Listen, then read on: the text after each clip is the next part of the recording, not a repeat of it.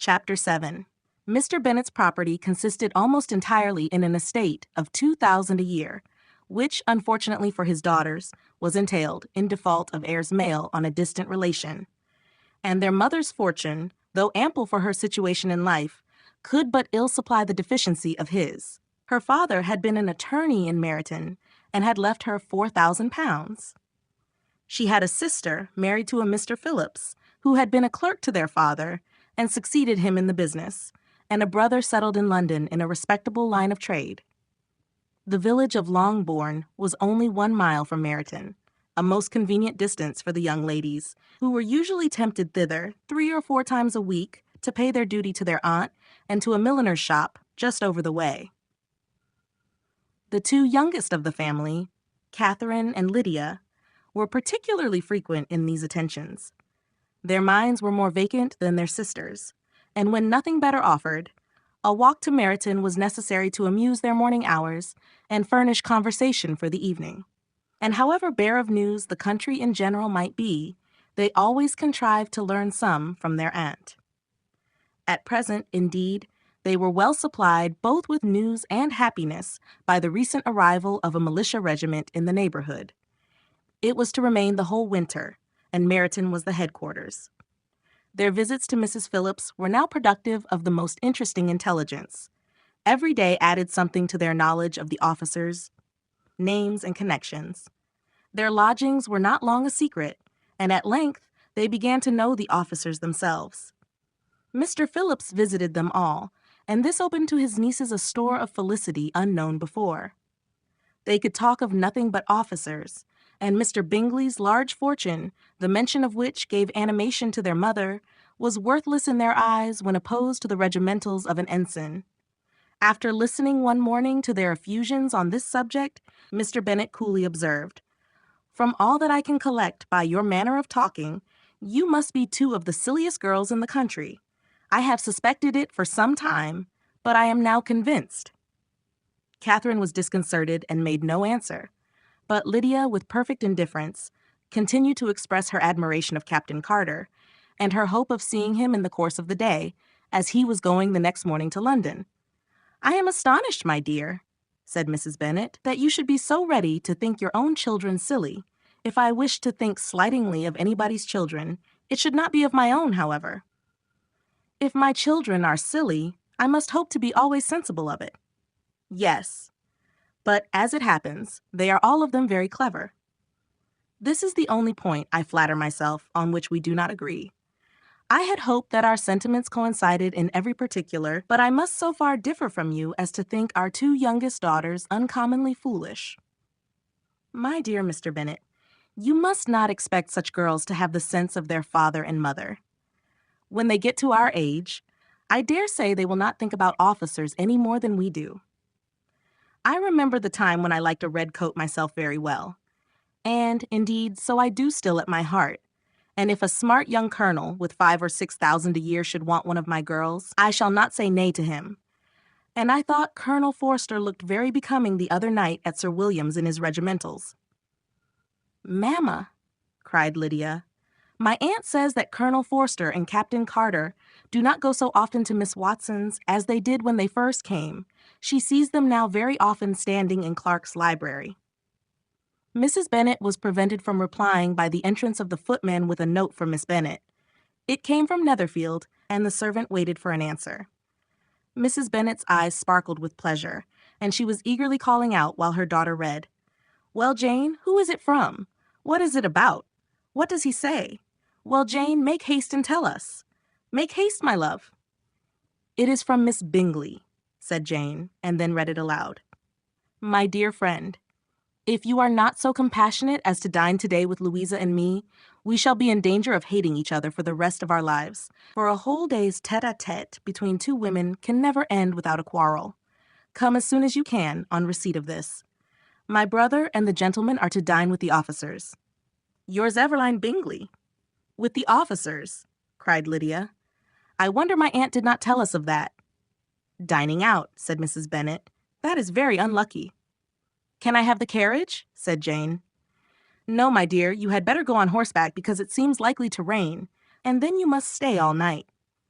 "That would be a good scheme," said Elizabeth, "if you were sure that they would not offer to send her home." "Oh, but the gentlemen will have Mr. Bingley's chaise to go to Meryton, and the Hursts have no horses to theirs. I had much rather go in the coach." "But, my dear, your father cannot spare the horses, I am sure. They are wanted in the farm. Mr. Bennet, are they not?" "They are wanted in the farm much oftener than I can get them." "But if you have got them today," said Elizabeth, "my mother's purpose will be answered." She did at last extort from her father an acknowledgment that the horses were engaged. Jane was therefore obliged to go on horseback, and her mother attended her to the door with many cheerful prognostics of a bad day. Her hopes were answered.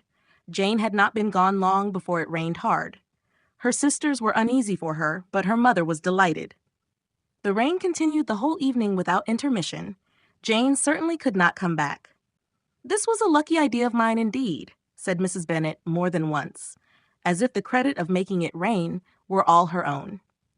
Till the next morning, however, she was not aware of all the felicity of her contrivance.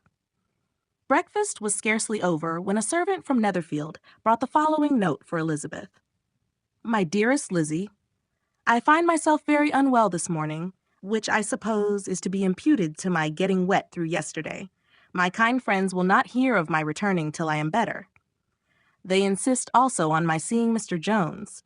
Therefore, do not be alarmed if you should hear of his having been to me, and, excepting a sore throat and headache, there is not much the matter with me. Yours, etc." "Well, my dear," said Mr. Bennet, when Elizabeth had read the note aloud, "if your daughter should have a dangerous fit of illness, if she should die, it would be a comfort to know that it was all in pursuit of Mr. Bingley, and under your orders."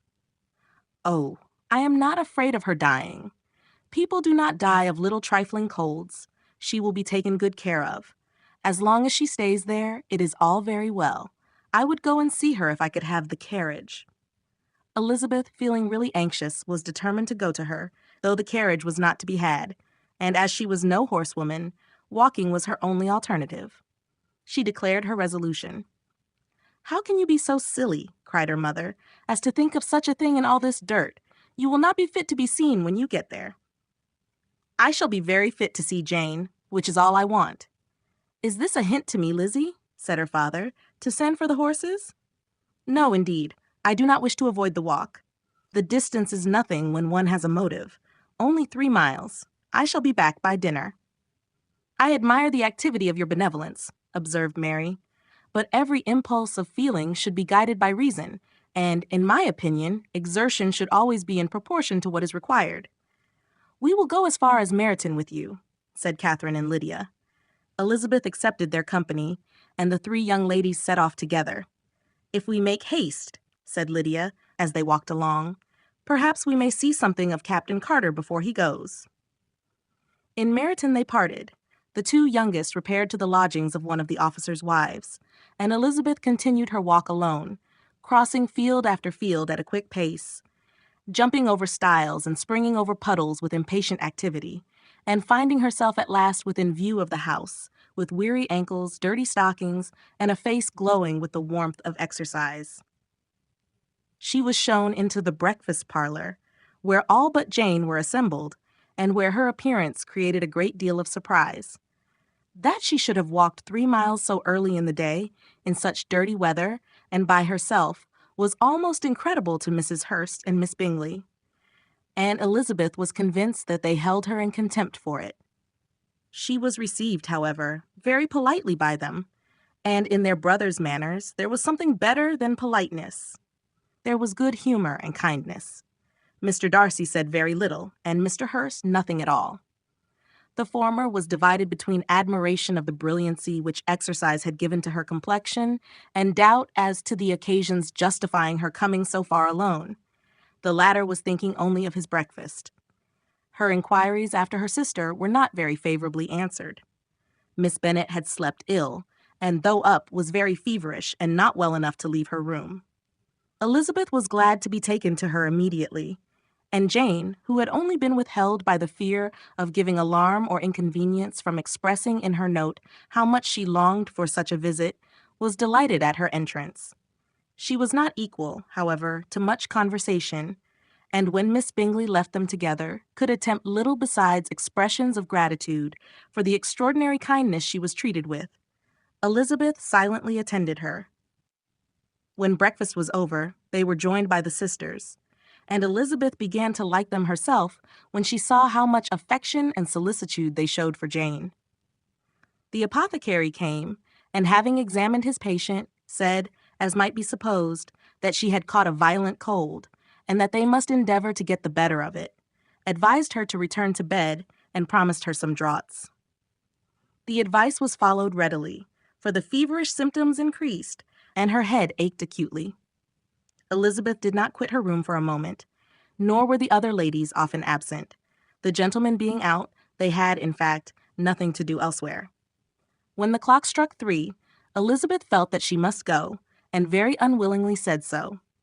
Miss Bingley offered her the carriage, and she only wanted a little pressing to accept it, when Jane testified such concern in parting with her, that Miss Bingley was obliged to convert the offer of the chaise to an invitation to remain at Netherfield for the present. Elizabeth most thankfully consented, and a servant was dispatched to Longbourn to acquaint the family with her stay and bring back a supply of clothes.